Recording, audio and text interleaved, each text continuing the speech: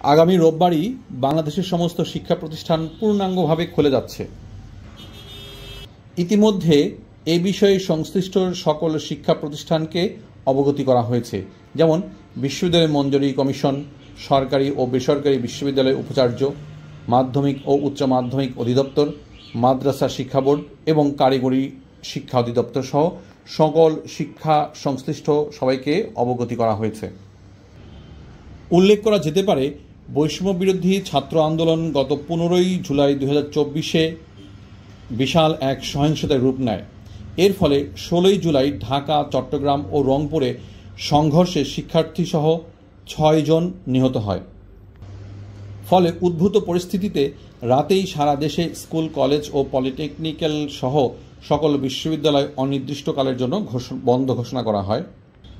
উল্লেখ্য, প্রবল ছাত্র জনতা আন্দোলনের মুখে গত 5ই আগস্ট 2024 সালে শেখ হাসিনার নেতৃত্বাধীন সরকার বিলুপ্ত হয় এবং শেখ হাসিনা দেশ থেকে পালিয়ে যেতে বাধ্য হয়।